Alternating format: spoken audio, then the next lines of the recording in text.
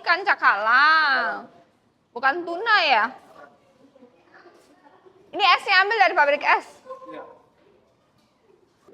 Oke, jadi pertama begini. Pertama, pelabuhan ini tidak bisa dikatakan industri dan hilirisasi karena bentuknya sangat berantakan dan tidak profesional. Jadi sekarang kita mau benerin supaya bentuknya bagus. Hadir di sini Bapak Kadis PU. Hadir di sini Kadis PU. Sudah lihat itu jalan jelek sekali, tolong diaspal. Ya. Yang kedua, Pak Resa bikin master plan-nya, bahas dengan teknis Kementerian KKP, mereka punya, atau dengan PPN ya, mereka punya tenaga ahli enggak untuk membangun master plan ini dibikin lebih bagus ya. Saya sudah diskusi dengan para pengelola cold storage dan pabrik es, tapi ini diskusi kembali lagi, Pak Kadis, Pak Sekretaris dan Pak Resa duduk bersama dengan koperasi dan nelayan.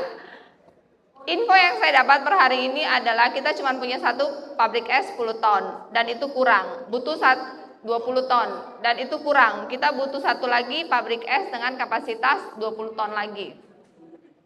Dan itu bisa saya bangun.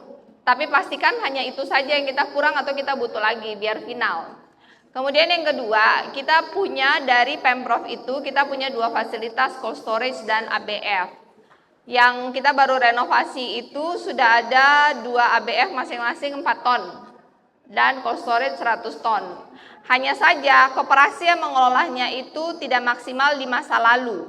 Alasannya karena mesinnya rusak. Sekarang kan mesinnya baru. Jadi duduk bersama dengan koperasi, saya kasih kesempatan 6 bulan. Pertama, dia harus beli tunai kepada nelayan. Mampu tidak? Kedua, dia harus ada target tertentu, mampu atau tidak. Kalau dia tidak mampu, maka setelah 6 bulan kita akan review pengelola baru. Setuju tidak? Ya. Dan yang kedua, kita perlu, ini berdasarkan hasil survei saya, infonya kita masih butuh satu lagi, kita masih butuh 2 ABF lagi masing-masing 4 ton dengan cold storage 100 ton. Karena katanya ketika puncak, ketika lagi rame, itu kapal bisa antri sampai 1 minggu hanya untuk bongkar. Benar tidak? Ya. Tetapi ini semua bisa terjadi hanya dengan 2 catatan, yaitu satu, itu warung atau rumah yang ada di tengah-tengah yang tadi kata Bapak itu dirayu untuk dia mau jual.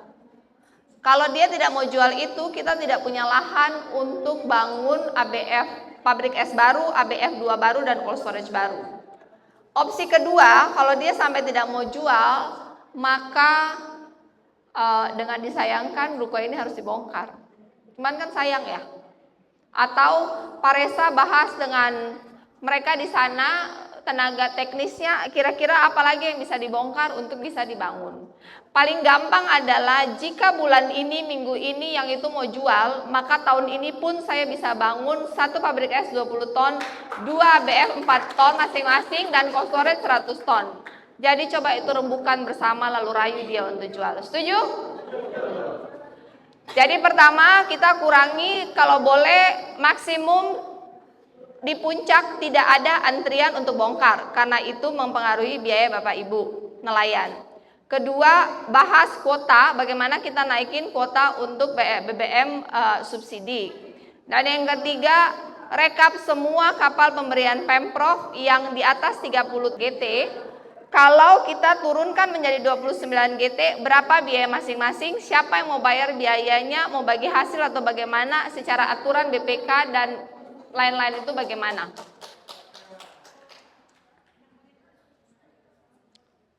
Dan kemudian semua masukan yang berhubungan dengan BNBP dirumuskan, meeting dengan perwakilan KKP yang ada di sini, dan nanti saya akan komunikasi dengan Pak Menteri, putuskan waktu duduk di sini dengan PTSP, perwakilan KKP dan dari perikanan untuk membantu semua izin-izin kapal dan dilakukan rutin antara mau 3 bulan sekali atau 6 bulan sekali, terserah. Jadi yang saya janjikan ini bisa terjadi jika yang punya tanah itu dia mau berbesar hati untuk menjual. Kita sudah appraisal, harga sudah kita tawarkan, tinggal yang bersangkutan mau atau tidak.